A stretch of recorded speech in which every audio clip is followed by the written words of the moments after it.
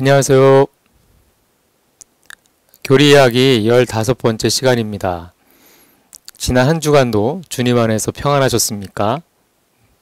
평안하셨으리라 믿습니다. 저도 여러분 덕분에 평안했습니다.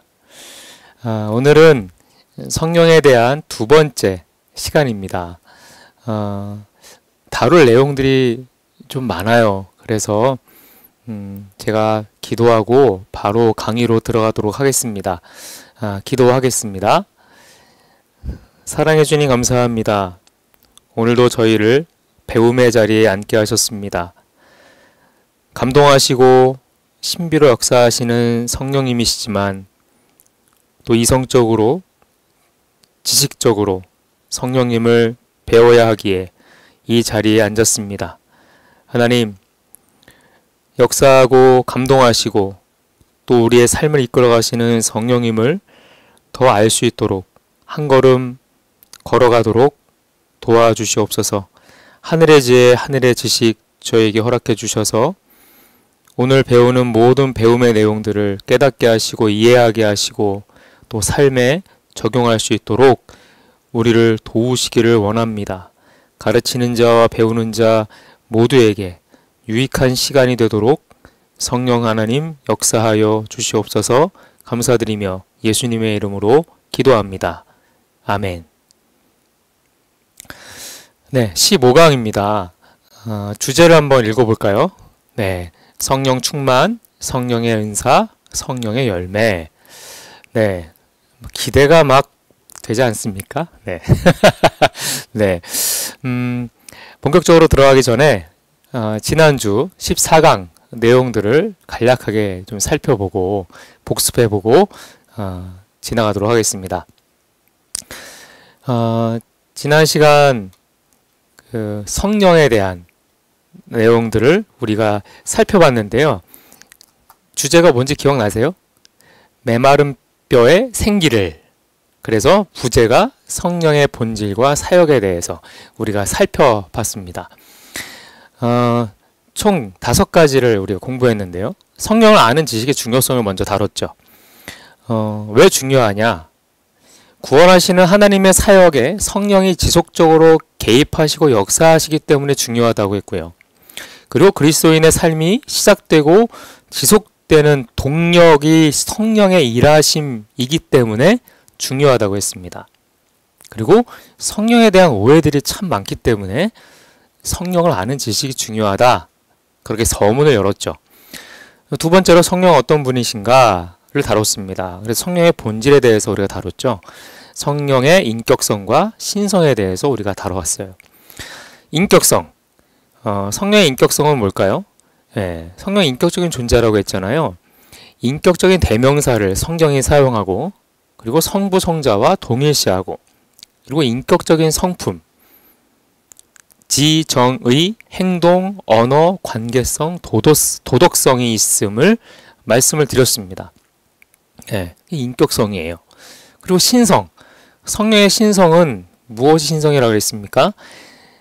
제3위격의 하나님이시라고 말씀드렸고 하나님의 이름과 연결된다. 늘 하나님의 이름과 연결되어 있다.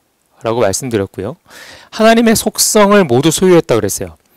영원성, 전능성, 전지성, 편재성 다 가지고 계신다라는 겁니다. 그리고 하나님의 고유한 신적 사역을 행하신다 했어요. 창조, 중생, 영감, 부활 이것이 하나님이 행하시는 신적인 사역이라는 거예요. 그리고 삼위일체로서의 하나님과 예수 그리스도의 관계를 보여주는 거예요. 하나님이 성자 예수를 이 땅에 보내시고 성자 예수께서 보혜사 성령을 우리에게 보내셨죠. 이 삼위의 관계를 가진 분이 성령이다. 그래서 신성이 있다라고 말씀을 드렸습니다. 그리고 세 번째로 성령의 사역에서 일반적 사역이 있다 말씀드렸었는데요. 뭐가 있었을까요? 네, 창조 그리고 그 창조한 모든 피조세계를 섭리하시고 보존하시는 것. 그리고 섭리와 보존을 하시면서 다스리시는 것, 통치죠. 그리고 문화를 발전하게 만드시는 것, 그리고 죄를 억제하시는 것, 그리고 일반적인 복들이 있다라고 설명을 드렸습니다. 일반적인 사역이에요. 그럼 먼저 중간에 오순절 성령 강림 사건의 중요성에 대해서 언급하고 지나갔죠. 왜 오순절 성령 강림 사건이 중요하냐? 오순절 성령 강림은 하나님의 구속의 계획에 따라서 이루어진 일이기 때문에 중요하다고 그랬습니다. 그리고 구속사역의 완성과 예수 그리스도의 영광에 대한 확증이기 때문에 중요하다고 그랬어요. 그리고 복음의 확장과 동시에 교회의 설립의 제1원인, 가장 원초적인 원인으로 이루어져 있기 때문에 성령 강림이 중요하다라고 말씀을 드렸습니다.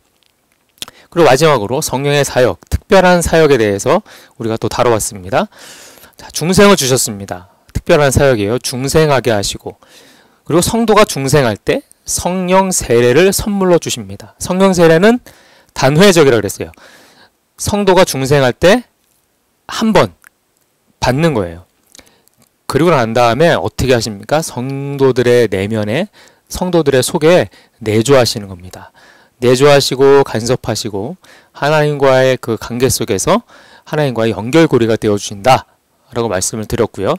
그리고 인을 치신다 그랬어요. 인친다, 즉 도장 찍는 거죠.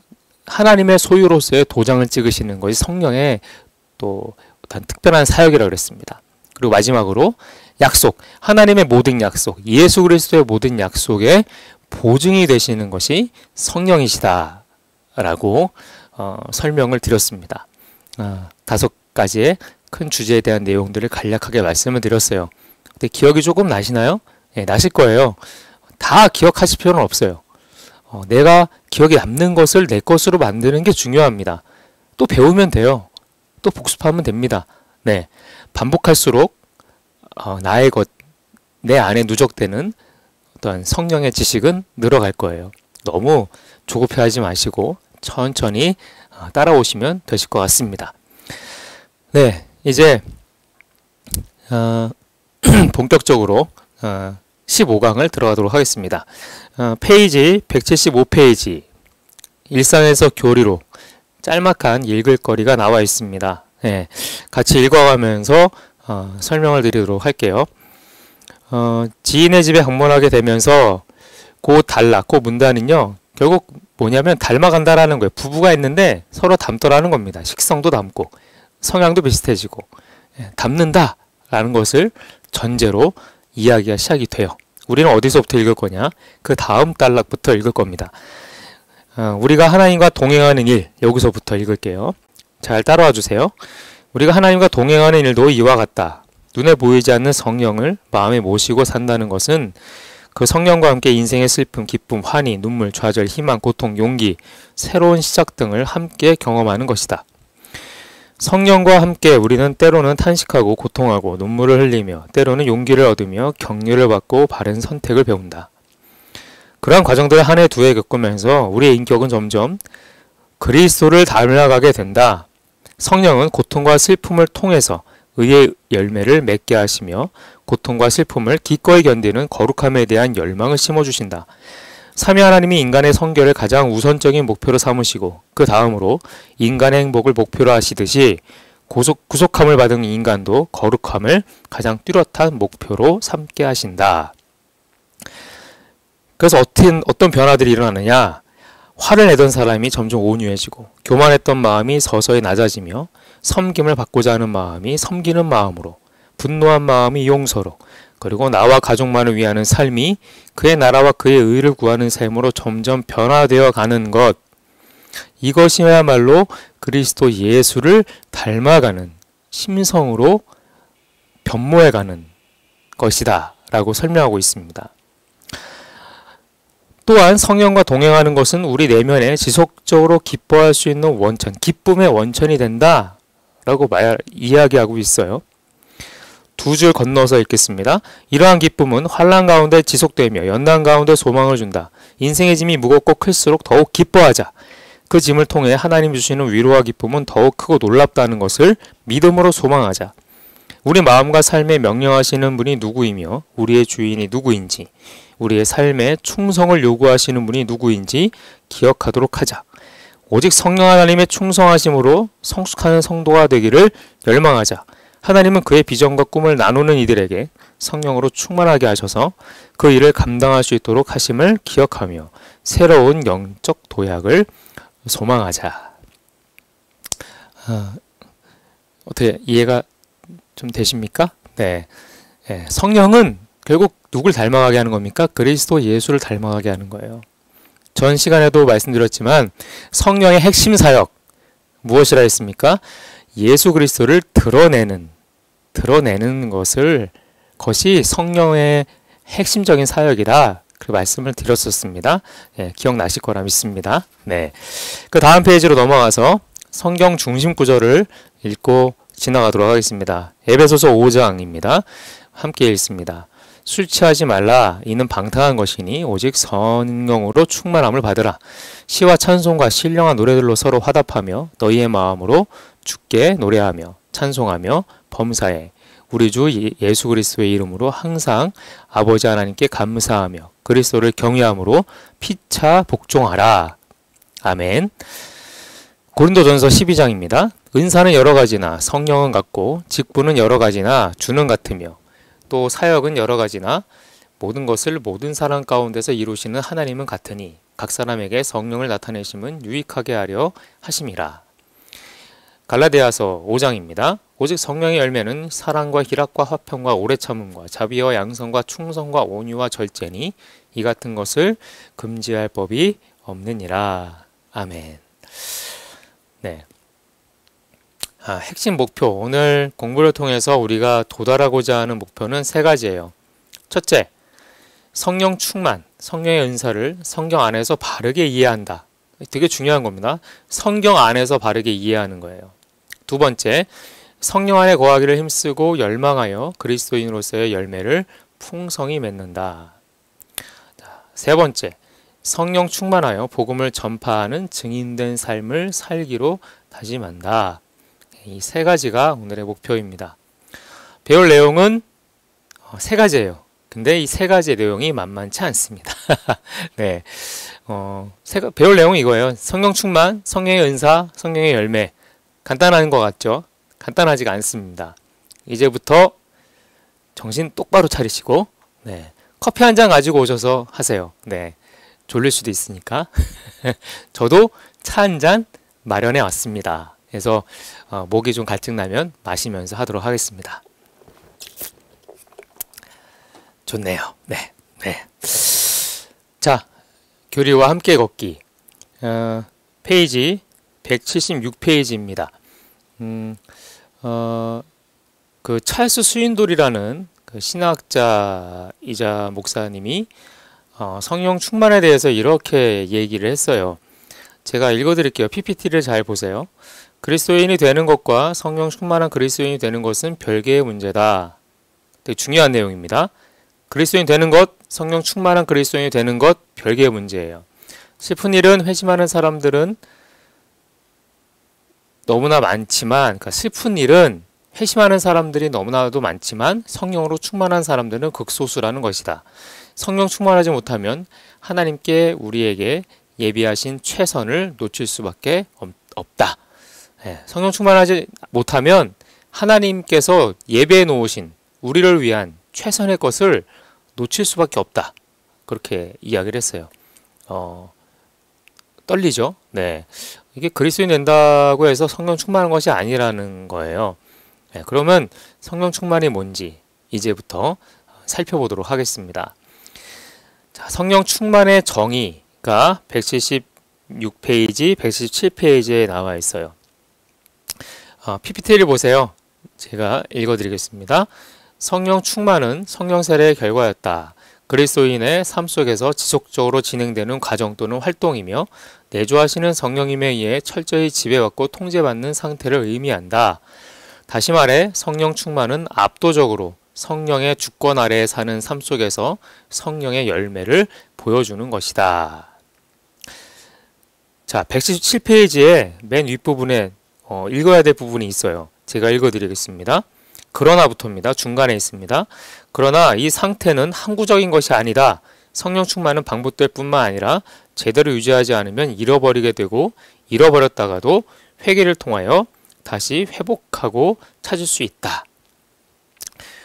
다윗 아시죠? 다윗이 시편 51편 11절에 이렇게 노래하고 있어요. 나를 주 앞에서 쫓아내지 마시고 주의 성령을 내게서 거두지 마소서. 밧세바와 간음하고 나서 나단의 책망을 받고 하나님께 회개한 다윗의 기도의 내용입니다. 거기 보면 주목할 것은요, 주의 성령을 내게서 거두지 마소서라는 내용이 나옵니다. 즉 성령의 충만은요, 한번 쭉 채워졌다고 해서 지속되는 것이 아니라는 거예요.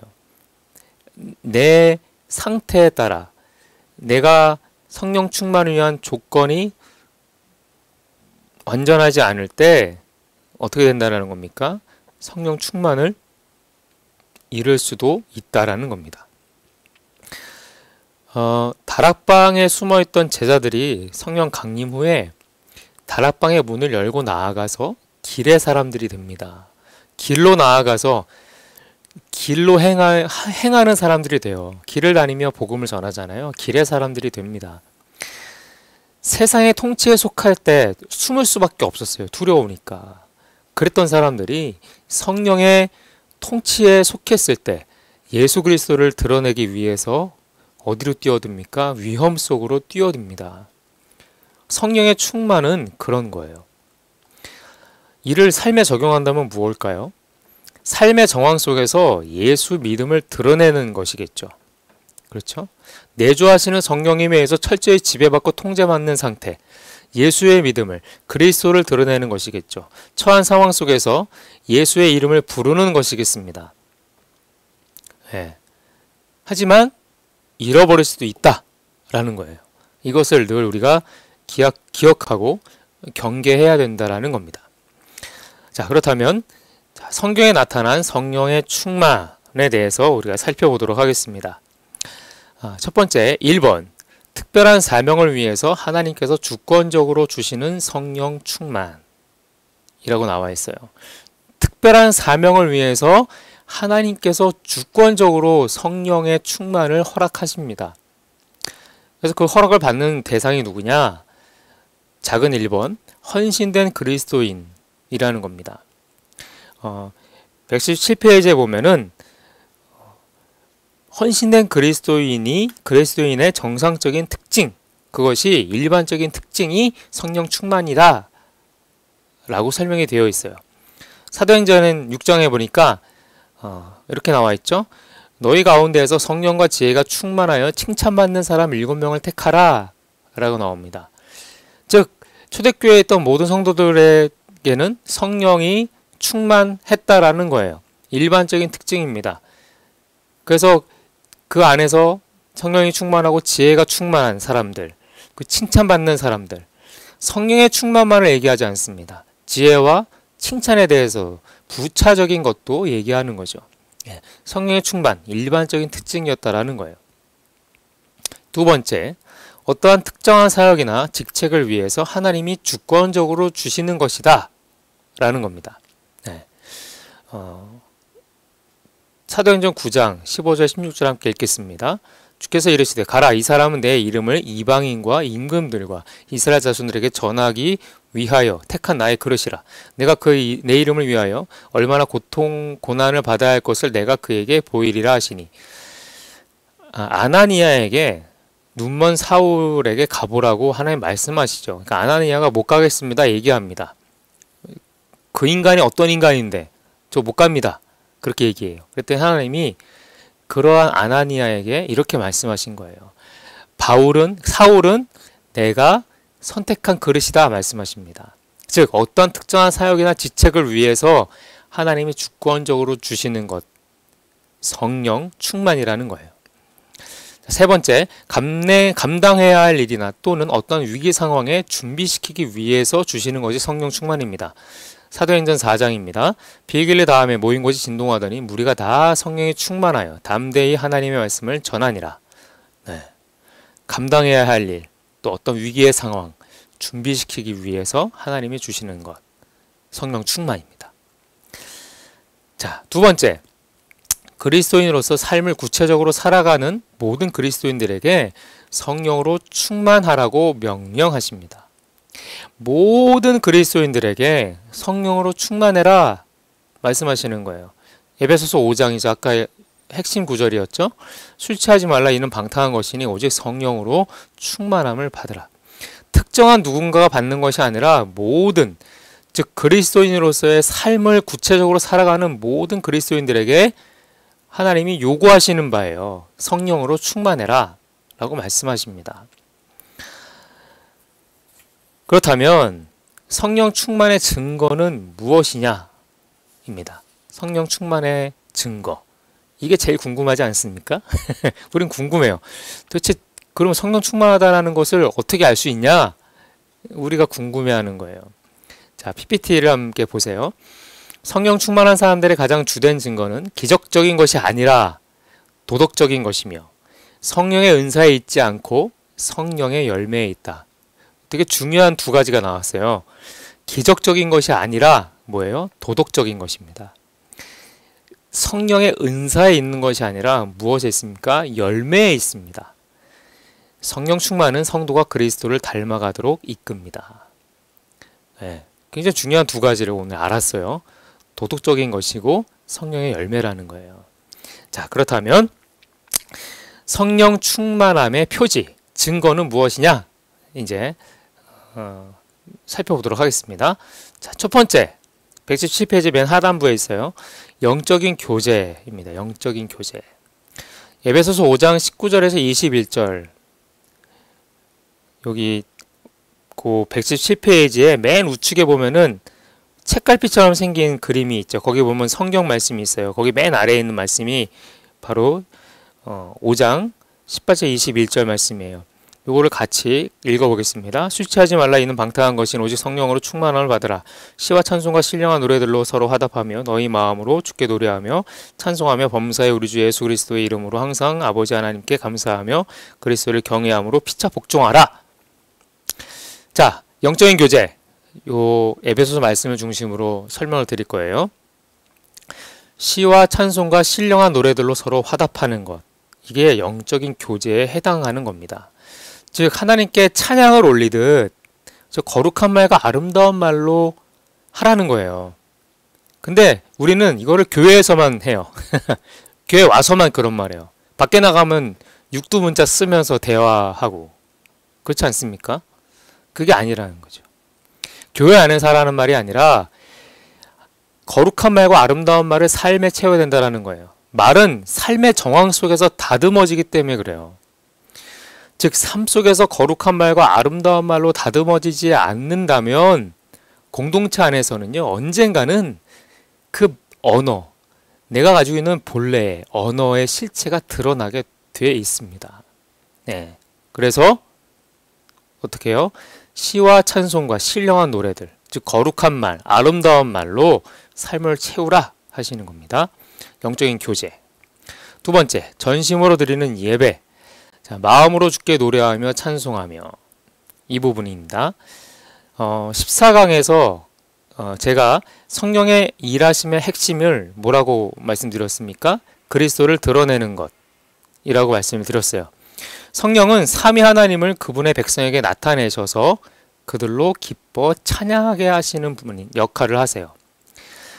즉 성령은 영과 진리로 예배하는 성도를 성부, 성자, 성령 하나님과 연합하게 하고 교제토록 하시는 분이십니다.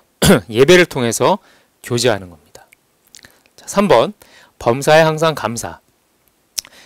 범사에 우리 주 예수 그리스도의 이름으로 항상 아버지 하나님께 감사하며, 이 부분입니다.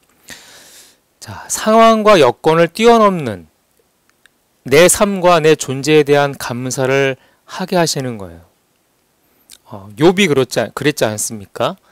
모든 걸 다 잃었습니다. 네. 참 비참한 상황이죠. 정말 차라리 그 아내 말처럼 하나님을 저주하고 죽는 게 더 나을 것 같은 상황인데 욥은 어떻게 합니까? 주시니도 여호와시오 거두시니도 여호와시오니 여호와의 이름이 찬송을 받으실지니이다. 감사했습니다. 찬양했습니다.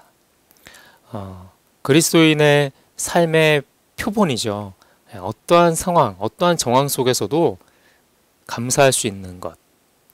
그것이 성령 충만함의 표지예요. 영적인 교제, 예배, 감사. 자, 네 번째, 겸손한 복종입니다. 그리스도를 경외함으로 피차 복종하라. 그리스도를 경외함으로 복종하는 것. 즉, 각 사람은 그리스도의 형상으로 지음을 받았기 때문에 그렇습니다. 저도 그렇고 여러분도 그렇고 어떻게 해요? 그리스도의 형상으로 지음을 받았어요. 그렇기 때문에 그 사람 안에 내주하시는 성령이 서로 존중함으로 협력하게 하시는 거예요. 그게 복종이라는 겁니다. 서로 협력하라는 거예요. 그러려면 어떻게 됩니까? 서로 양보해야 되고 수용해야 되고 해야 될 것들이 있는 거예요. 그걸 복종으로 표현한 겁니다. 자, 다섯 번째, 그리스도를 전파함. 성령에 충만하여 담대히 하나님의 말씀을 전하니라. 사도행전 4장 31절의 말씀이에요. 우리가 다 성령에 충만하여 담대히 하나님의 말씀을 전하니라 라고 말씀하고 있어요. 성령 충만함의 표지, 복종, 전파함입니다. 결론입니다. 성령 충만함이 드러나는 증거는요, 예배와 교제입니다. 성령으로 충만한 그리스도인이라면 그리스도를 찬양하고 아버지께 감사하고 서로 화답하고 피차 복종하는 겁니다. 협력하는 겁니다. 또한 그리스도를 전파하는 거예요. 이 소명은요, 전도대에게, 어떤 목사에게 그렇게 특별하게 주신 게 아니라 누구에게요? 모든 성도에게 주신 성령의 마음이라는 겁니다.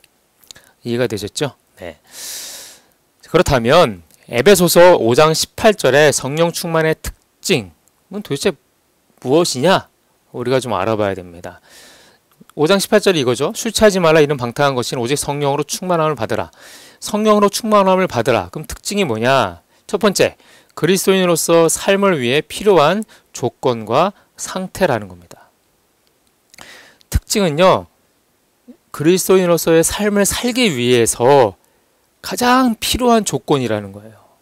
상태라는 겁니다. 에베소서 1장 13절에 보니까, 맨 마지막에 보니까 성령으로 인치심을 받았으니 성령으로 인침을 받아야만 우리가 그리스도인으로서 살 수 있는 거예요. 그래서 필수적인 겁니다. 그래서 필요한 조건이고 상태라는 거예요. 두 번째, 모든 그리스도인들을 향한 명령입니다. 모든 그리스도인들을 향한 명령이에요. 이 동사는 복수형으로 되어 있어요. 모든 그리스도인들에게 주어진 명령이다 라는 겁니다. 성령으로 충만을 받으라. 복수형이라는 겁니다. 성령 세례를 받은 모든 성도가 대상이 되는 겁니다. 성령 세례를 받은 모든 성도, 모든 성도가 성령 충만의 대상이 특징이죠. 특징. 자, 그리고 이 동사는 뭐예요? 현재형으로 되어 있다. 현재형으로 되어 있다라는 겁니다. 현재형의 명령은 지속적으로 계속되는 행동을 가리키는 거예요. 그렇죠? 계속적으로 성령 충만을 받아야 함을 가리킨다라는 거예요. 즉, 성령 충만은요, 어떤 순간의 느낌이나 기운이 아닙니다. 나 성령으로 충만한 것 같아? 그런 거 아니라는 거예요. 우리 안에 내주하시는 인격이에요. 인격으로 오십니다. 성령으로 충만해지면 어떻게 됩니까? 예수를 닮아가게 되는 거예요. 예수의 성품이 드러나는 겁니다. 그분의 사역을 계승하려는 열망이 일어나는 거예요. 그분의 사역을 하려는 열망. 가르치고 고치고 전파하는 그분의 사역을 하려는 열망이 일어나는 것이에요. 세 번째, 이 동사는 명령형으로 되어 있어요. 받으라! 즉 성령 충만은요, 선택의 문제가 아니라는 거예요. 의무라는 겁니다. 의무. 하나님이 우리에게 무엇을 주신다라는 의미가 아니에요. 우리는 꼭 성령 충만을요, 하나님이 우리에게 주시는 것으로 인식을 해요. 근데 그게 아니에요. 우리 자신이 하나님의 성령을 담는 그릇이 되는 거예요. 그릇. 그릇으로서의 존재가 되는 것이에요. 선택이 아닙니다. 의무라는 거죠. 그래서 우리는 기도해야 돼요. 성령을 담을 그릇 되게 하소서. 자, 4번. 이 동사는 수동태로 되어 있다. 피동태로 되어 있어요. 성령 충만을 누리기 위해선 성령께 무조건 맡겨야 된다는 거예요. 우리가 뭐 가져다가 우리 안에 채울 수 있는 그런 성격의 것이 아니라는 겁니다. 즉 수동적이라 함은 성령을 향해 바르게 반응하는 것을 가리키는 거예요. 바르게 반응하는 것. 즉 성령의 주권을 인정하는 거죠. 주님이 말씀하신 빛과 소금은 우리 안에 계신 하나님의 영에 바르게 반응할 때 성령에 의해서 빚어지는 그리스도인의 삶의 양태예요. 내가 빛이 되자 해서 빛이 되는 게 아니고 소금이 되자 해서 소금이 되는 게 아니라 우리 안에 내주하시는 하나님의 영에 의해서 그리고 그 영에 대해서 반응할 때 비로소 빚어지는 모습이 빛이요 소금이라는 겁니다. 수동태예요. 무조건 성령께 맡기는 겁니다. 자, 세 번째, 성령 충만은 성령과의 지속적인 교제를 통해서 성령의 열매로 우리의 삶 속에 나타나게 됩니다. 네. 지속적인 교제, 성령과의 교제. 자, 밑에 글 보세요. PPT에 성령 충만한 그리스도인은 제자로서 살아가는 모든 삶의 영역 안에서 하나님의 영광을 구하고 영원토록 그를 즐거워합니다. 네. 삶의 모든 영역에서 하나님의 영광을 구합니다. 그죠? 그리고 영원토록 누구를요? 하나님을 즐거워해요. 성령 충만은 계속적이고 영구적인 상태이기 때문에 성령과의 지속적인 교제를 통해서 공급이 되는 겁니다. 성령과의 지속적인 교제, 그게 굉장히 중요한 거예요. 그렇기 때문에 성령 충만은 삶 속에 무엇으로 나타납니까? 열매로 나타나는 거예요. 은사가 아니라 열매로 나타나는 겁니다. 자, 잠깐만 있습니다. 179페이지 보면 잠깐만. 그래서 성령 충만을 위해서 하지 말아야 할 것과 해야 할 것이 나오고 있어요. 자, 성령 충만을 위해서 하지 말아야 될 건 무엇입니까? 성령을 근심하게 하지 말아야 돼요. 네. 두 번째 뭡니까? 성령을 소멸시키지 말아야 돼요. 이건 다 우리 죄와 관련되어 있습니다. 우리의 잘못으로, 우리의 허물로 성령이 근심하세요. 그리고 근심하다 못해 어떻게 됩니까? 소멸합니다. 네. 우리의 죄를 우리는 다루어야 됩니다. 자, 그렇다면 성령 충만을 위해서 해야 할 것들이 있습니다. 자, 가번. 성령님께서 내 안에 계신다라는 사실을 늘 어떻게 해요? 인식해야 되는 겁니다.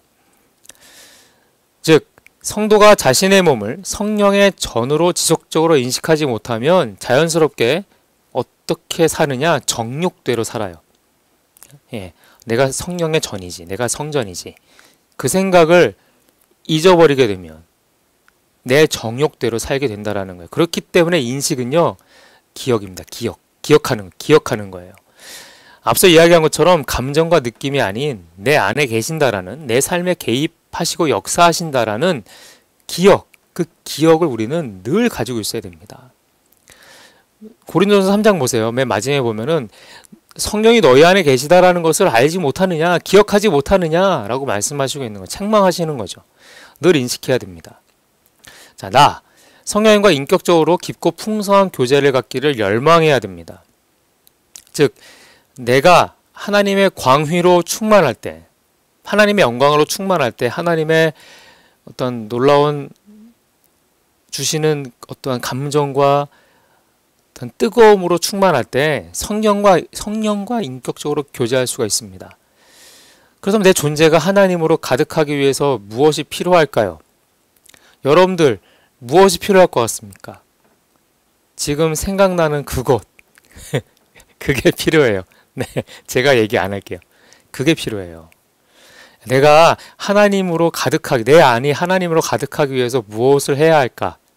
그때 생각나는 그것을 하는 겁니다. 끈질기게 포기하지 말고 그것을 꼭 하시길 바랍니다. 네. 자, 답은 성령께서 가장 즐거워하시는 일, 곧 예수 그리스도를 깊이 알고 그분을 닮아가고 그분을 영화롭게 하는 일에 집중해야 한다. 성령의 소원은요, 우리의 생각을 사로잡아서 어떻게 하느냐 하면 그리스도 예수 앞에 바로 세우는 일을 하세요. 우리를 사로잡아서 그리스도 예수 앞에 바로 세우는 겁니다. 그리고 그리스도의 말씀에 우리 옛사람의 삶, 내가 버려야 되는 삶이 있지 않습니까? 내가 고쳐야 되고 내가 내가 등져야 되는 삶, 그 삶을 말씀 앞에 전복시켜 버립니다. 전복 아시죠? 차량 전복하는 거. 사고 나면 전복되잖아요. 다 막 찌그러지고 폐차 수준으로. 그렇게 우리의 옛삶이 전복되어야 된다라는 거예요. 그리스도를 깊이 알고 그분을 닮아가고 영화롭게 하는 일.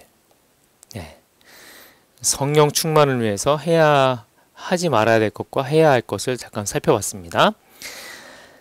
자, 179페이지 중간에 보면 그 잠깐만이라는 표 아래 글이 있어요. 그 중간에 보면 예수님 점점점 예수님이라고 있는 그 부분을 좀 읽어드릴게요. 예수님을 영화롭게 하는 것은 교회의 사명이며 예수님을 영화롭게 하는 것은 성령의 사역입니다. 성령께서 행하시는 일을 나도 행하고 성령께서 행하시는 방법대로 나도 행하고 성령께서 나아가시는 속도대로 나도 발맞추어 나아갈 때 나는 성령과 함께 동행할 수 있고 성령으로 충만하게 됩니다. 밑줄 쫙 그으세요. 중요한 말입니다. 자, 성령 충만에 대한 오해입니다. 성령 충만에 대한 오해. 자, 5가지 정도 되는데 특별한 경험의 일부는 마귀적이며 위장한 사단의 끔찍한 계략이다. 179페이지 책을 보면서 진행할게요. 책을 보세요. 자, 특별한 능력이 나타나는 것을 성령의 역사라고 단정짓는 것을 주의해야 한다. 주의하세요. 반드시 주의하세요. 특정적인 어떤 능력이 나타난다고 해서 꼭 성령의 역사는 아니라는 거예요. 마귀도 그렇게 할 수 있습니다. 조심해야 되는 거예요. 두 번째, 개인의 감정이나 느낌 중심. 즉, 교회 역사를 보면 영적으로 엄청난 기적이나 부흥이 일어난 것처럼 보이는 사건이 후대에 와서는 성령의 역사가 아니었다라고 판명되는 경우가 종종 있다라는 거예요. 예, 그런 사례들이 있어요. 그렇기 때문에 개인의 감정이나 느낌, 그걸 중심으로 삼으면 안 됩니다. 그것으로 판단하면 안 된다라는 거예요. 자, 그리고 세 번째, 자, 개인의 카리스마. 사람들 앞에 서면 자신의 지식을 훌쩍 뛰어넘는 듯한 강력한 메시지를 전달하는 사람이 있습니다. 있어요. 그런 사람이 있어요. 하지만 그것이 성령 충만함을 확증하지는 못합니다. 즉, 달변가라고 그러죠. 달변가. 말 잘하는 사람이 있습니다. 그건 천성적으로 잘하는 사람이에요. 말 잘하게 태어난 사람이라는 겁니다. 근데 그것을 보고 성령 충만이라고 말하면 안 된다라는 거예요. 오해해서는 안 됩니다. 자, 네 번째, 개인적인 신앙 추구, 마음의 안정과 평안. 우리는 마음의 안정과 평안이 오면 성령의 역상, 성령의 사인이다. 그렇게 말 많이 하잖아요. 아닐 수 있다라는 거예요. 자, 그 밑에 글을 좀 읽어볼게요. 다 읽지 않고 제가 띄엄띄엄 읽겠습니다. 두 번째 줄에 성령 충만은 죄책과 은혜가 동시에 작용합니다. 예, 이게 중요한 거예요. 마음이 편안해지지 않아요. 성령으로 충만해지면. 내 죄가 생각나고 그리고 죄를 사해 주신 예수 그리스도의 그 십자가의 은혜와 보혈의 피가 기억나는 거예요. 그게 성령의 충만이에요. 그 밑에를 읽겠습니다. 성령의 역사는 죄에 대한 강한 질책과 책망을 통해 사람들이 자신의 죄에 대한 비통함을 느끼게 한다. 동시에 풍성하게 선포되는 그리스도의 십자가를 통해 죄 사함과 은혜에 대한 확신을 얻는 데 따르는 기쁨과 평화가 있다. 즉, 죄책을 통해서 어디로 가는 겁니까? 기쁨과 평화로 가는 거예요. 예, 이게 성령의 충만이에요. 절대 평안하다고, 마음이 안정된다고 성령의 사인이 아니라는 거예요. 그러니까 조심하셔야 되는 거예요. 마지막으로 방언. 이건 늘 누누이 말씀 듣는 거지만 방언이 꼭 성령 충만의 증거는 아니에요. 하나님 사역에, 하나님의 일에 쓰임받았던 탁월한 설교가들, 또한 성직자들, 또 신실한 사역자들 중에서는요, 대다수가 방언을 하지 못하는 분들이었다라는 거예요. 네, 이거 중요한 겁니다. 방언이 꼭 성령 충만의 증거는 아닙니다. 네, 꼭 기억하세요. 오해하지 마세요. 네. 네. 자, 이렇게 해서 우리가 첫 번째에 대한 내용을 다뤘어요. 성령 충만에 대한 내용을 우리가 다루어 봤습니다. 자, 두 번째, 성령의 은사입니다. 성령의 은사. 180페이지부터 181페이지에 나와 있는데요. 자, 성령의 은사의 정의입니다. 우리 PPT 함께 읽어보겠습니다. 성령의 은사들은 사람들이 특정하게 각자에게 맞는 봉사의 일을 하는데 적합하도록 하나님이 그분의 은혜와 능력으로 부여하신 일정한 재능들이다. 중요한 거예요. 각 사람에게 맞는 봉사의 일, 삶 속에서 그리스도인으로서 선한 사마리아인으로서 살아가는데 필요한 그 봉사의 일을 적합하도록 하나님이 부여하신 일정한 재능들을 은사라고 말하는 겁니다. 은사, 은혜의 선물, 선물의 선물. 직분은 뭡니까? 장로, 권사. 직함이 직분이 아니에요. 중요한 거예요. 뭐가 직분이냐? 봉사의 형태라는 겁니다. 장로는 장로로서의 봉사해야 되는 일이 있어요. 권사는 권사의 그 봉사에 맞게, 형태에 맞게 일해야 되는 그런 일이 있다라는 겁니다. 네. 요거를 자꾸만 직분을 어떤 직위와 헷갈리시는데 그러시면 안 된다라는 겁니다. 자, 나번 성령의 은사와 관련된 본문. 이거 좀 다루면서 좀 가야 될 것 같아요. PPT를 보시면 되세요. 자, 고린도전서 12장 4절 13절. 다는 안 읽습니다. 띄엄띄엄 있습니다. 자, 성령은 같고, 중요한 부분만 읽을 거예요. 성령은 같고 하나님은 같으니 이 모든 일은 같은 한 성령이 행하사 그의 뜻대로 각 사람에게 나누어 주시는 것이니라. 자, 보세요. 은사는 여러 가지지만 뭐가 같아요? 성령이 같아요. 즉 한 성령 안에서 여러 은사가 나온다라는 거예요. 자, 사역은 여러 가지예요. 하지만 모든 사람 가운데서 그 사역을 이루시는 하나님은 한 분이시라는 거예요. 그렇기 때문에 우리에게 있는 은사를 보면서 성령이네 아니네 판단하고 가름하고 분리하는 그런 일은 참 어리석은 일이라는 겁니다.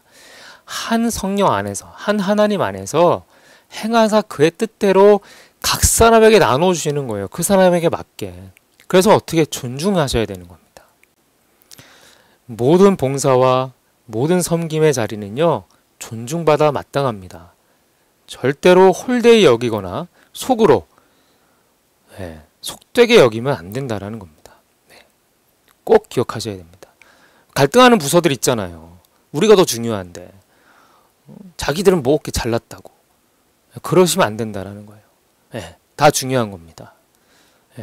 꼭 기억하셔야 됩니다. 자, 로마서 12장 3절에서 8절입니다. 자, 빨간 글씨 제가 다 표시해 놨어요. 거기 읽을게요. 은혜대로 받은 은사가 각각 다르니 라는 겁니다. 근데 이 부분은요, 책 181페이지 보면서 좀 설명이 필요합니다. 거기 좀 보겠습니다. 로마서 보이시죠?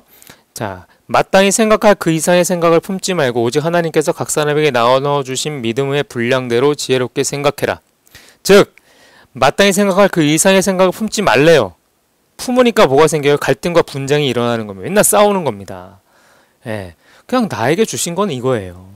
내가 행할 일은, 하나님 앞에 행할 일은 이겁니다. 오직 하나님께서 각 사람에게 나눠주신 믿음의 분량대로 지혜롭게 생각하라는 거예요. 내게 주신 것이 하나님이 부여하신 은사라고 생각하라는 거. 그게 지혜라는 겁니다. 그리고 한 세 번째 줄에 우리에게 주시는 은혜대로 받은 은사가 각각 다르니 방금 읽었죠. 은사는요, 은혜로 주시는 거예요. 나의 것이 아님을 겸손한 자세로 그 은사를 사용하는 겁니다. 각각 다른 거예요.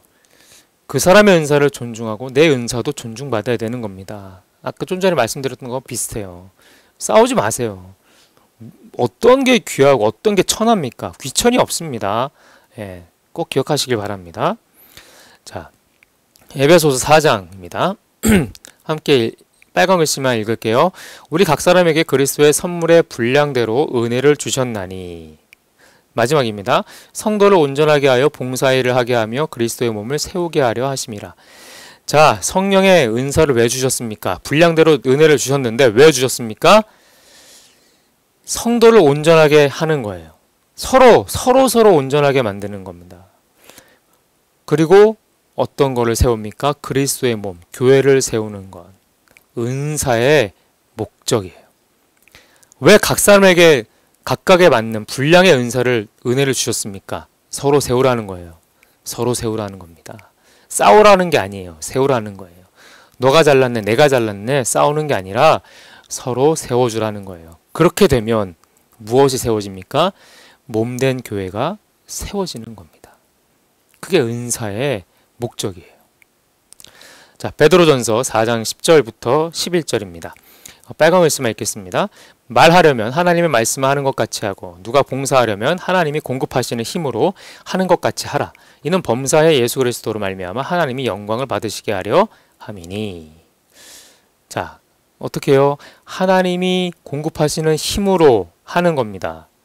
예수 그리스도로 말미암아 하나님이 영광을 받으시게 하려 합니다. 우리가 봉사하는 거, 우리가 받은 대로, 받은 은사대로 일하는 것은, 봉사하는 것은요, 하나님 주신 힘으로 하는 거라는 거예요. 그러니 내 힘으로 하는 것처럼 하지 말라는 거예요. 내가 하는 것처럼 하지 말라는 겁니다. 내가가 아니에요. 누굽니까? 하나님이에요. 왜 그래야 되느냐? 예수 그리스도, 우리 안에서 역사하시는 예수 그리스도로 말미암아 하나님이 영광을 받으셔야 돼요. 우리가 영광 받는 게 아니에요. 근데 우리가 받은 은사로 누가 영광 받으려 합니까? 나 자신이 영광 받으려 합니다. 칭찬 받으려 합니다. 인정받으려 합니다. 그러니 맨날 문제가 생기는 거예요. 아니에요. 내가 아니라 누굽니까? 하나님이 공급해 주시는 힘으로 하는 겁니다. 기억하시길 바랍니다. 성령의 은사에 대해서 각각의 성경 구절을 살펴봤습니다. 자, 영적 은사의 의미. 영적 은사의 의미. 이것도 좀 중요하죠. 자, 1번 영적 은사들의 원천입니다. 함께 읽습니다. 1번 영적 은사들은 하나님의 은혜로 말미암은 선물이다. 자, 은혜. 하나님이 베푸시는 호의예요. 호의. 우리에게 주신 은혜, 카리스. 그리스어 헬라어로 카리스인데 은혜대로 받은 은사, 카리스마타. 카리스 변형된 단어예요. 카리스마타. 똑같은 의미예요. 각각 다르니 즉 받을 자격이 없는 자들에게 하나님 베푸시는 호의라는 거예요. 영적인 은사들은 우리 게 아니에요. 내가 잘나서 받은 게 아니라는 겁니다. 하나님의 호의. 예, 꼭 기억하세요. 자, 2번에서 3번입니다. 2번에서 3번. 자, 함께 읽을게요. 영적 은사들은 삼위 하나님이 주권적으로 나누어 주시는 선물이에요. 예. 내가 잘나서 받는 게 아니라 하나님이 주아 너에겐 내가 이거 줄게.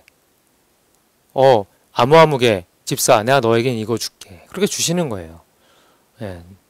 원래 내게 아니라는 거죠. 자, 성부 하나님의 뜻에 따라서 은사가 부여됩니다. 이해되시죠? 하나님의 뜻에 따라서. 자, 성자 승천하시는 그리스도께서 은사를 주신다. 각 사람에게 그리스도의 선물의 분량대로 은혜를 주셨나니. 예. 3번 성령께서 자신의 뜻대로 나누어 주신다. 모든 일은 같은 한 성령의 행하사 그 뜻 안에서 각 사람에게 나누어 주시는 것이다. 다 이해가 되시죠? 영적 은사는요, 성령의 은사일 뿐 아니라 그리스도의 은사이고 성부 하나님의 은사라는 겁니다. 잊지 마시기를 바랍니다. 삼위일체가 여기서도 적용이 되는 겁니다. 자, 3번 영적 은사들은 하나님이 주권적으로 나눠주시는 선물입니다. 예, 하나님의 주권적으로 나눠주시는 선물이라는 거예요. PPT를 한번 화살표 읽어볼게요. 성령께서는 특별한 사람들에게 특별한 은사를 주실 것을 결정하신다. 그리고 이런 은사들은 성령께서 주심에 있어서 그 은사들의 내용과 그 은사를 누구에게 또한 언제 주실 것인지에 대한 결정권을 가지고 계시며 이것이 성령님의 특권이다. 자, 성령께서는 특별한 사람들에게 특별한 은사를 주실 것을 결정하신대요. 근데 각각에게 다 나눠주시잖아요. 그렇기 때문에 저나 여러분이나 우리 모두는요 다 어떤 사람들이에요? 스페셜한 사람들이에요. 특별한 사람들입니다. 기분 좋으시죠? 우린 다 특별한 사람들이에요. 네, 기억하시길 바라요. 자, 그렇다면 영적 은사의 범위. 그럼 범위는 어떻게 되냐? 우리가 좀 알아야 되는 부분이에요. 자, 범위. 누구입니까? 모든 그리스도인이에요. 모든 그리스도인. 자, 은사의 종류가 다양하다면 그 분배도 다양해야 되는 거죠. 그렇기 때문에 은사는요, 선택된 소수의 특권이 절대 아닙니다. 그리고 절대 그렇게 돼서도 안 되고 될 수도 없는 거예요. 모든 그리스도인이 대상이고 범위예요. 자, 증거구절들이 있어요. 183페이지와 184페이지에 보면은 증거구절들이 쭉 나와 있습니다. 네. 일단 고린도전서 12장 각 사람에게, 로마서 12장 각 사람, 에베소 4장 우리 각 사람에게, 베드로전서 4장 각각 아까 읽었던 성경 구절들이죠. 예. 거기 보면 각 사람, 우리 각 사람에게 각각. 예. 분명히 모든 그리스도인이라고 성경은 꽉 찍어서 얘기하고 있어요. 그러니 절대로 은사를 특별하게 취급하지 마세요. 예. 절대로. 꼭 기억하시길 바랍니다. 자, 그래서 영적 은사의 목적은 무엇이냐? 무엇입니까? 아까 다 얘기했던 거예요. 다른 사람들의 유익을 위해서입니다. 교회의 덕과 교회의 유익을 위해서입니다. 자, 다양한 은사를 통해서 서로의 짐을 나누는 거예요. 서로 세우는 거잖아요. 나누는 거예요. 짐을 나누고 그리스도의 몸된 교회를 세우는 겁니다. 네. 이해가 되시죠? 우리 182쪽에 해설을 좀 읽어보도록 하겠습니다.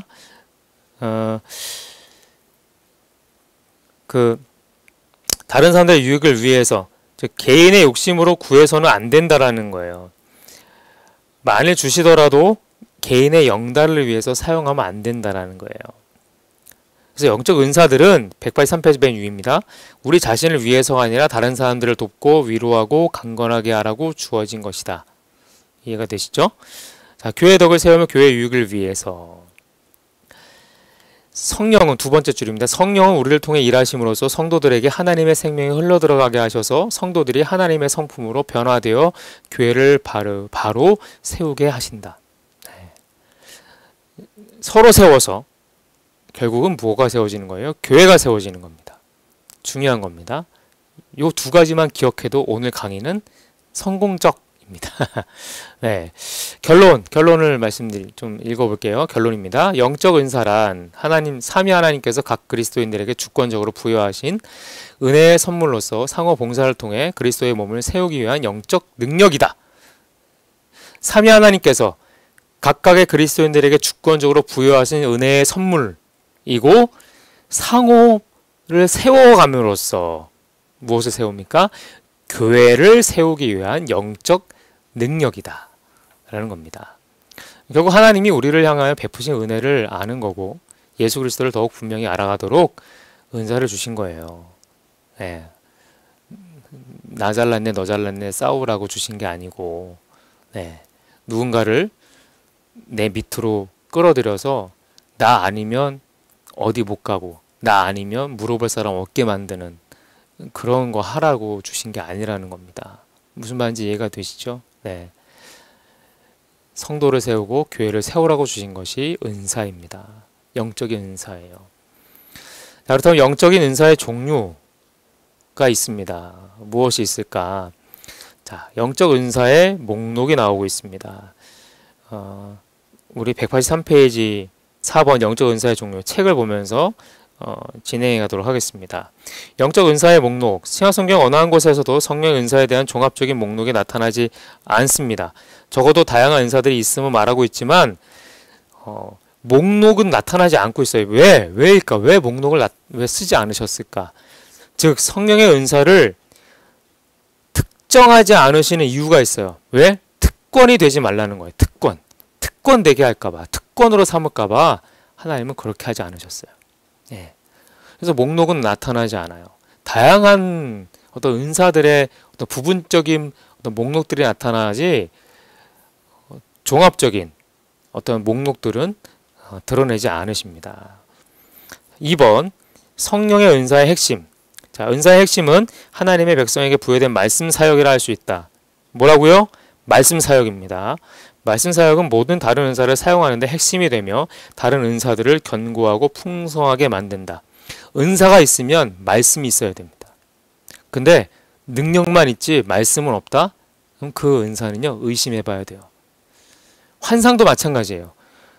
꿈도 마찬가지예요. 하나님이 꿈을 주시면요, 그 꿈을 해석할 수 있는 말씀을 주세요. 다 동일합니다. 은사가 있습니까? 능력이 나타납니까? 그러면 그 은사자에게 말씀이 있는지를 꼭 확인하시길 바랍니다. 네, 중요합니다. 자, 2번. 신약성경은 영적인 은사들을 사용할 때 사랑의 역할을 강조하고 있다. 자, 영적인 은사들은 어디에 다 귀속됩니까? 사랑 안에 귀속되는 거예요. 하나님의 사랑 안에 다 들어가는 겁니다. 밑에 해설이 있습니다. 사랑 안에서 영적 은사들이 사용될 때 몸은 스스로 서게 된다. 예, 영적 은사들로 성도들이 세워지는데 그게 사랑 안에 있어요. 그러면요, 몸은 스스로 서게 되는 거예요. 사랑이 없다면, 그리고 그것을 수반하는 겸손이 없다면 성령의 은사의 목적은 좌절되는 겁니다. 목적이 뭡니까? 덕을 세우는 거예요. 성도들을 세우는 겁니다. 교회에서 성도들이 서로 싸우고 교회가 분열되고 다 흩어지는 거, 왜 그럽니까? 사랑 안에서 은사를 사용하지 않아서 그래요. 그래서 그렇게 되는 겁니다. 사랑 안에서 각각의 주신 은사들을 사용하는 겁니다. 그렇게 해서 몸을 세워야 되는 거예요. 예, 그거만 읽을게요. 예. 그리고 184페이지 넘어가서 마지막. 그러므로 이러한 목적을 위해서는 뭐가 필수적입니까? 사랑이 필수적입니다. 네. 자, 성령의 은사의 핵심. 자, 핵심은 무엇입니까? 다 읽었어요. 그죠? 사랑의 역할. 제가 넘기질 않았네요. 죄송합니다. 사랑의 역할. 네, 사랑의 역할이에요. 자, 5번으로 갈게요. 자, 오늘날에도 기적적인 은사들이 주어지는가? 오늘날에도 주어지는가? 영적 은사의 목록. 자, 여기 그 184페이지에 5번 제가 읽어가겠습니다. 성경에 있는 모든 영적 은사가 기적적인 은사는 아니다. 어떤 은사들은 기적적인 것과 거리가 너무 멀며 무척 평범하고 심지어는 단조롭다. 가르치는 은사, 다스리는 은사, 구제하는 은사, 긍휼을 베푸는 은사는 기적적인 것과는 거리가 멀다. 그렇다면 기적적인 은사들은 무엇인가? 기적을 행하는 것과 기적을 행하는 자 모두 기적과 연관되어 있음을 볼 수 있다. 그러므로 병 고치는 은사나 병 고치는 자, 그리고 여러 종류의 방언과 방언 통역이 기적적인 은사들이라고 할 수 있다. 그렇다면 오늘날에도 그 은사들이 주어지는가? 자, 1번. 오늘날에는 기적이 일어나지 않는다거나 기적이 일어날 수 없다는 주장. 성경을 믿는 그리스도인이라면 오늘날에는 기적이 일어나지 않는다거나 기적이 일어날 수 없다라는 주장에 독단적으로 그렇다고 대답할 수가 없다예요. 왜요? 하나님께서는요, 우주를 주관하시고 절대 주권을 가지신 분이세요. 그렇기 때문에 그분이 행하시겠다고 결심하시면 행하시는 거예요. 예. 제가 이게 굉장히 거슬리네요. 영적 은사의 목록이 아까 나왔었는데 이게 왜 여기 들어있을까요? 네. 자, 페이지가 넘겨버릴게요. 네. 그리고 설명을 이어갈게요. 네. 책은 계속 보세요. 책 184페이지입니다. 네. 하나님은 그렇기 때문에 능력이 제한받는 분이 아니세요. 우리가 제한할 수 있는 분이 아니시라는 거예요. 그렇기 때문에 결론은 뭐예요? 오늘날에는 기적이 일어나지 않는다거나 기적이 일어날 수 없다라는 주장은 틀렸다라는 겁니다. 네. 하나님이 하시면 하시는 겁니다. 자, 2번. 하나님이 하시는 모든 일이 기적이라는 주장. 자, 두 번째 줄부터 읽을게요. 하나님이 정상적으로 자연스럽게 일하시는 방법으로부터 창의적으로 이탈하는 것을 말한다. 자, 하나님이 하시는 모든 일이 기적적이라는 주장은요, 하나님이 정상적으로 하나님의 질서대로 일하시는 방법으로부터 창의적으로 이탈하는 것을 말하는 거예요. 하나님을 이탈시키는 거예요. 그러나 어떤 그리스도인들은 하나님의 활동을 오로지 기적적인 사건들에서만 찾으려고 해요. 예, 여러분들도 그렇지 않습니까? 저도 그랬던 적이 있어요. 예. 우리 모두는요, 초자연이 아니라 자연 안에서 그리고 기적이 아니라 역사 안에서 우선적으로 일하시는 살아계신 하나님에 대한 성경적인 계시를 바로 인식해야 된다라는 거예요. 초자연적인 것을 구하기보다는 어떤 것에서요? 하나님이 주신 자연적인 것에서. 그리고 기적이 아니라 뭐예요? 역사 안에서. 내 삶의 주변부를 이루고 있는 내 개인의 인생의 역사 안에서 하나님이 일하신다라는 거예요. 네. 그게 하나님이 일하시는 방법이에요. 모든 일이 다 기적적으로 행하신다? 아니라는 겁니다. 네. 하나님은 그렇게 초월적으로만 일하시는 분이 아니에요. 자, 3번. 185페이지입니다. 하나님이 하시는 모든 일이 기적적인 것은 아니지만 주님과 사도들의 사역에서처럼 우리의 삶에도 기적이 일상으로 나타나도록 하셨다고 보는 견해. 자, 성경에 여러 기적 이야기들이 나오는 것은 사실이지만 성경의 하나님이 단지 기적의 하나님은 아니듯이 성경 또한 단지 기적에 대한 책만은 아니기 때문에 이 입장 역시 받아들일 수 없다. 성경 역시 성경 역사의 많은 부분에는 기적에 대한 기록이 전혀 나오지 않는 부분도 있다라는 거예요. 이해가 되시죠? 그렇기 때문에 위의 주장들은 모두 받아들일 수 없다라는 거예요. 그렇다면 오늘날 기적에 대해서 우리는 어떻게 반응해야 될까? 밑에 설명이 나옵니다. 우리는 오늘날 기적이 일상적으로 일어난다고는 기대하지 않아요. 기대하지 않죠. 여러분도 기대하지 않잖아요. 예. 말기암에 걸렸어요. 그러면 기대하지 않아요. 네, 환자도 그렇고. 하지만 하나님을 믿는 거죠. 그래서 기도하는 거예요. 하지만 우리는 기대하지 않죠. 왜냐하면 기적을 통해 증명되어야 할 특별 계시는 이미 완성되었어요. 말씀, 성경의 말씀이죠. 십자가 사건이죠. 그러나 하나님은 주권적인 분이시며 또한 자유로운 분이시기 때문에 그분이 기적을 행하기를 기뻐하시는 특수한 상황은 얼마든지 있을 수 있다. 여기에 우리가 소망을 거는 거죠. 그래서 기도하는 겁니다. 그래서 우리가 간절히 금식 기도도 하고 하는 거죠. 네. 그것을 이해를 잘 하셔야 돼요. 네. 자, 지금 PPT 나온 화면인데요. 은사에 관련된 주요 쟁점들이 있어요. 자, 보편적인 은사가 존재하는가? 맨 밑에 답이 나와 있습니다. 기적의 일반화는 거부되고 있다라는 거예요. 보편적인 은사? 아니요. 없어요. 각각에 맞게끔 주시는 은사예요. 자, 2번. 과거의 모든 은사는 지금도 지속하는가? 그 가능성을 인정하고 있습니다. 지속한다라는 거죠. 가능성이 있는 거예요. 늘 가능성이 열려 있습니다. 3번. 오늘날에도 기적적 은사들이 주어지는가? 모두 인정. 기적과 자연, 그리고 실제 우리가 살아가는 역사 속에서 그 은사들이 주어지고 있다. 인정한다. 라는 겁니다. 답이 되셨죠? 네. 자, 짚고 넘어갑시다. 네, 나옵니다. 중요한데요. 성령의 역사를 분별하는 방법입니다. 참된 성령의 역사의 중요한 척도는요. 뭡니까? 성결이다. 라고 나와 있어요. 우리는요. 보통 거룩함보다는 행복에 더 관심을 갖는 것 같아요. 여러분들은 어떠세요? 거룩함을 이루는 것보다 하나님 우리 가족이 행복하게 해주세요 라는 기도 제목이 더 가깝지 않습니까? 네, 더 가까워요. 근데 그것은요 죄의 한 특징이에요. 성령은요 하나님과 화평하게 되었음을 깨닫게 하시는 위로자예요. 즉 깨닫게 하시기 위해서 성령은요 전혀 다른 행복과는 다른 감정들을 주신다라는 거예요. 어떤 감정입니까? 죄에 대한 통회, 아까도 처음 부분에 말씀드렸던 죄책감을 주시는 거예요. 즉 성령 유쾌한 영이 아니세요. 성령은 거룩한 영이세요. 그렇기 때문에 은사주의, 은사를 막 강조하고 막 기적적인 것, 초월적인 어떤 능력들을 강조하는 그 은사주의라고 하거든요. 은사주의로 가면 갈수록 어떤 현상이 일어나냐면 개인적인 만족, 기쁨, 전율, 흥분 등에 대한 이야기가 지배적이 돼요. 예, 만족해요. 내 미래를 알게 됐어. 내 장래를 알게 됐어. 하나님의 뜻을 알게 됐어. 맨 그런 거밖에 없거든요. 예, 기뻐요. 기쁘죠. 알게 되니까. 전율하죠. 야, 이런 게 있구나. 흥분하죠. 야, 이거 나만 알긴 어렵다. 너무 안타깝다. 주변 사람들 모아가지고 다 그쪽으로 몰고 갑니다. 근데 이런 분위기에서는요, 거룩에 대한 관심은요, 증발해버려요. 네. 그래서 은사주의가 위험합니다. 네. 자칫 잘못하다가 이단으로 갈 수 있는 거예요.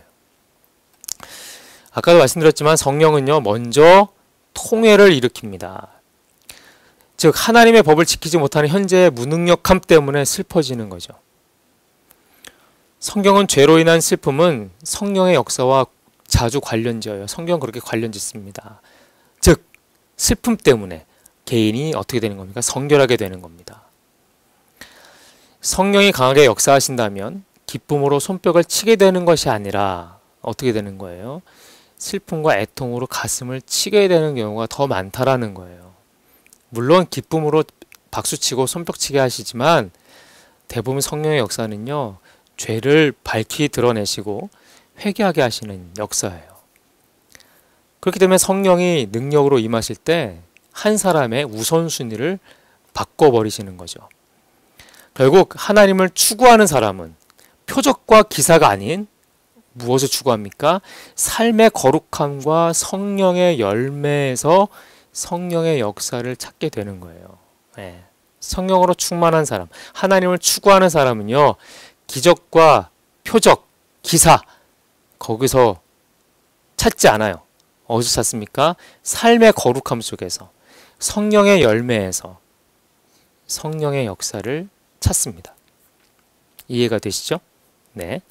자, 두 번째, 참된 성령의 역사의 중요한 척도는 무엇입니까? 진리의 풍성함이다. 자, 진리의 풍성함. 하나님의 말씀이 있을 수는 있어도 성령이 없으면 이 말씀이 능력을 발휘할 수가 없어요. 자, 자, 성령의 역사는요, 쉽게 말하면 하나님의 말씀을 어떻게 해요? 그 말씀이 능력이 되게 하는 거예요. 네. 즉 생명을 주시는 성령의 사역은요, 그리스도의 말씀과 긴밀하게 연결되어 있습니다. 그래서 주님은 당신의 말씀과 성령을 동일시하시죠. 네. 하나님은 말씀과 성령의 역사를, 능력을 동일시하십니다. 그러므로 성령이 한 영혼에 생명을 주실 때는요, 무엇으로 주십니까? 말씀으로 주세요. 하나님의 말씀으로. 성경은 성령의 감동으로 쓰여진 거라고 우리가 알고 있잖아요. 그렇기 때문에 한 영혼을 영생하도록 이끌어갈 때는요, 말씀을 주세요. 성령과 진리는 언제나 함께라는 겁니다. 모든 체험은 하나님의 말씀이라는 객관적 기준 앞에서 말씀의 가르침으로서 점검해야 되는 거예요. 네. 모든 체험. 아까도 말씀드렸어요. 환상, 기적, 꿈, 다 무엇이 있어야 되는 겁니까? 말씀이 있느냐를 봐야 돼요. 말씀을 주셨느냐 봐야 됩니다. 성령이 주시는 체험은 진리에 대한 지적 수용에서 나옵니다. 네. 체험은요, 이성적인 말씀으로서 매치되게 하나님이 역사하세요. 모든 참된 부흥은 진리에 대한 관심에서 비롯되었음을 기억해야 됩니다. 아주 신비스러운 기적으로 부흥이 일어나고 그런 게 아니에요. 무엇으로요? 진리. 진리에 대한 관심 속에서. 그래서 우리가 얘기하는 평양 대부흥운동, 그건 어디서부터 시작됐습니까? 참에 통회하는 데서 시작됐어요.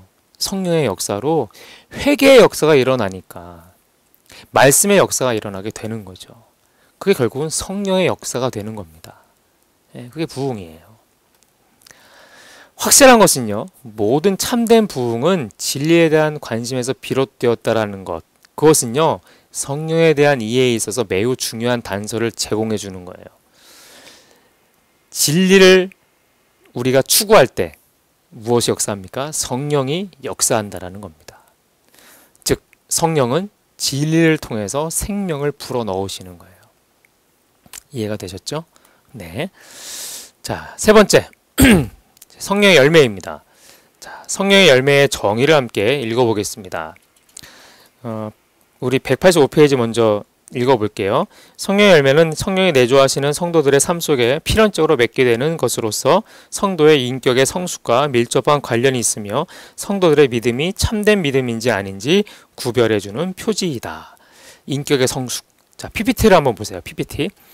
자, 빨간 글씨. 성령이 내주하신 성도들의 삶 속에서 필연적으로 맺게 되는 것으로서 필연적으로 맺는 거예요. 성도의 인격의 성숙과 밀접한 관련이 있고 믿음이 참인지 아닌지 분별해주는 표지. 그것이 성령의 열매. 성령의 열매는 중요합니다. 자, 페이지 넘겨보시면 186페이지 보면은 손가락이 이렇게 나오죠. 자, 9가지의 성령의 열매를 이렇게 표시해 놓은 겁니다. 9가지 외우십니까? 한번 9가지를 한번 외워볼까요? 외우면 좋아요. 자, 사랑, 희락, 화평, 오래 참음, 자비, 양선, 충성, 온유, 절제. 외우셨습니까? 네. 자, 그래서 엄지손가락은 사랑과 희락과 화평, 하나님께 관련된 거예요. 자, 2번 검지손가락은 다른 사람에 대한 오래 참음, 자비와 양선. 그리고 3개의 손가락은 내 자신이죠. 충성, 온유, 절제. 네, 너무나 명확하죠. 하나님께는요, 사랑과 희락과 화평이라는 열매를 맺어야 돼요. 다른 사람을, 이웃을 대해서는요, 오래 참음과 자비와 양선을 맺어야 됩니다. 자신을 향해서는요, 충성과 온유와 절제를 맺어야 된다는 겁니다. 성령의 열매의 기원 및 특성이에요. 성령의 열매의 기원. 자, PPT를 읽을게요. 자, 초자연적인 거예요. 빨간 글씨만 읽겠습니다. 그리고 삶 속에서 성령이 자라게 하시고 거두게 하시는 수확입니다.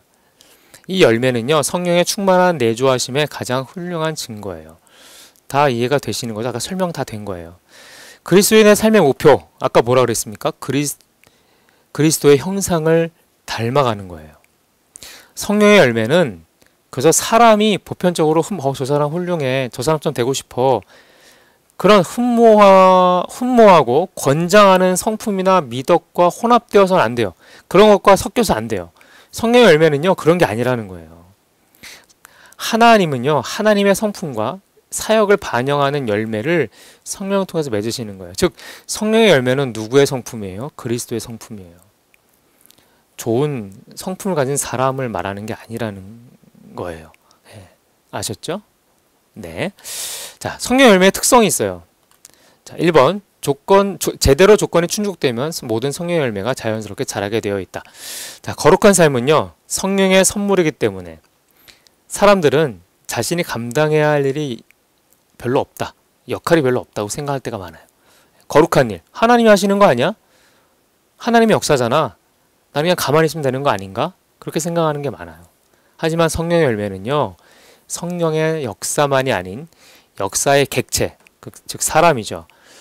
그 객체의 조건에 의해서 최종적으로 맺어지는 거예요. 즉 우리가 어떻게 그리스도인으로서 살아가느냐에 따라서 성령의 열매가 맺히게 된다는 겁니다. 두 번째, 성령의 열매는 우리가 감당해야 할 책임이 있다는 것을 보여줍니다. 아까 방금 전에 말씀드렸던 것과 똑같은 거예요. 자, 갈라디아서 빨간 글씨 읽겠습니다. 심든지, 심는 자 나오죠. 이게 되게 중요한 말이거든요. 죄송합니다.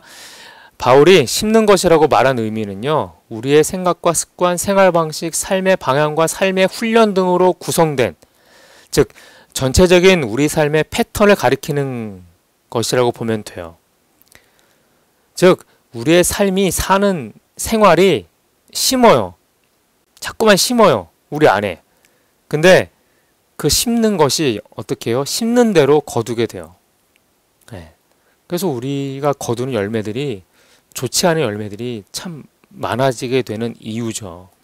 그렇기 때문에 제대로 된 밭에 제대로 된 씨가 뿌려져야 되는 거죠. 즉 우리에겐 감당해야 할 책임, 제대로 된 밭이 되어야 되는 책임이 있다는 거예요. 심을 수 있는 밭이 되어야 돼요. 네. 나쁜 거 심으면 안 돼. 좋은 거 심어야 된다는 거죠. 이해가 되시죠? 자, 3번. 하나님이 열매를 무르익게 하는 과정은 점진적으로 이루어져요. 점진적으로. 예. 즉, 자, 마가복음 보니까 땅이 스스로 열매를 맺되 처음에는 싹이요, 다음에 이삭이요, 그 다음에 충실한 곡식이라. 점진적이에요. 그렇기 때문에 인내가 필요합니다. 예. 인내가 필요합니다. 그렇다면 성령의 열매의 특성을 우리가 봤잖아요. 이제 186페이지 저 빼먹을 뻔했어요. 3번 그 밑에 그 설명을 잠깐 읽어드릴게요. 두 번째 줄입니다. 아주 오랜 시간 동안 이 생명을 성숙한 그리스도인의 성품으로 키우시며 일생에 걸쳐 열매를 맺게 하세요. 점진적으로 이루어지는 거예요. 천천히 가는 거예요. 그러므로 하나님의 사역의 점진성을 이해하게 될 때 우리는 열매를 맺기 위해 더욱더 적극적으로 성령과 협력하고 좋은 결실을 수확하기 위해 우리가 심는 것에 더 주의를 기울이며 공적, 개인적 경건의 삶의 습관을 확립하기 위해 자신을 더 훈련할 것이다. 점진적이기 때문에 멈추면 안 되는 겁니다. 지속적으로 성령과 협력하고 그리고 공적, 개인적인 경건의 훈련과 연습들을 계속해서 지속적으로 이어가야 된다는 겁니다. 어떤 삶의 적용 자, 1번입니다. 그리스도를 닮은 모습은 성령께서 주신 열매이므로 우리는 겸손과 믿음이 모두 필요하다. 자, 요한복음 15장입니다. 가지가 포도나무에 붙어있지 아니하면 스스로 열매를 맺을 수 없음 같이 너희도 내 안에 있지 아니하면 그러하리라. 예수 안에 있어야 되는 거예요. 우리는 접붙임을 받아야 되는 존재예요. 그래서 겸손해야 되죠. 겸손해야 됩니다. 그리고 믿음이 필요해요. 내가 접붙임만 받으면 나도 열매를 맺을 수 있겠다. 두 번째, 성령 열매를 맺기 위해서는 훈련이 필요합니다. 훈련해야 돼요. 여러 가지 시험을 당하거든 기쁘게 여기라. 믿음의 시련이 인내를 만들어내는 줄 너희가 알미라. 인내를 온전히 이루라. 이는 너희로 온전하고 구비하여 조금도 부족함이 없게 하려 함이라. 결국 부족함이 없게 하려 하기 위해서 성령 하나님께서는 우리에게 시험을 주세요. 성령 열매를 맺기 위해서. 오직 심은 것만 거둘 수 있다는 것을 기억하셔야 됩니다. 그렇기에 부지런히 심어야 되고 생각하는 것과 사는 것을 위한 습관과 훈련이 필요해요. 바르게 살아야 됩니다. 성도의 삶을 살아야 돼요. 왜요?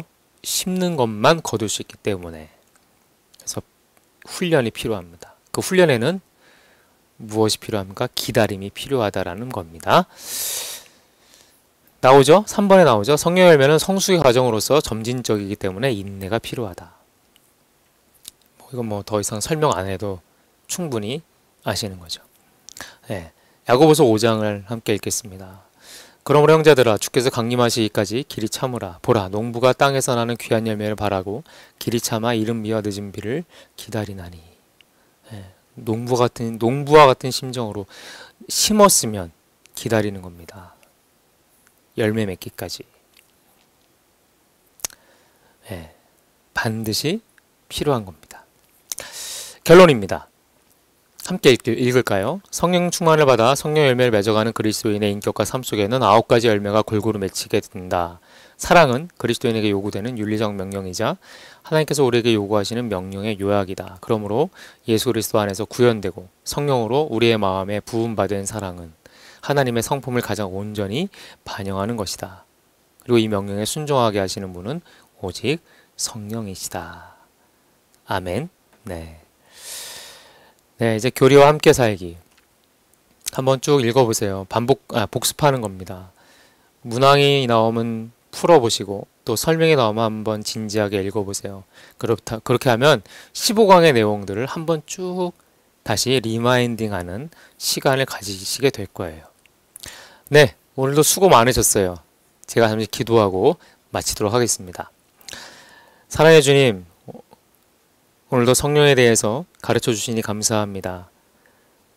배운 대로 성령을 이해하게 하시고 오해하지 않게 하시고 성령의 능력을 온전하게 이루어가는 성도의 삶을 살아가게 하여 주옵소서. 그리하여 성령의 충만으로 거룩한 삶을 이루고 그리스도를 드러내는 참으로 참 그리스도인으로 살아갈 수 있도록 우리의 삶을 도와주시옵소서. 감사드립니다. 예수님의 이름으로 기도합니다. 아멘.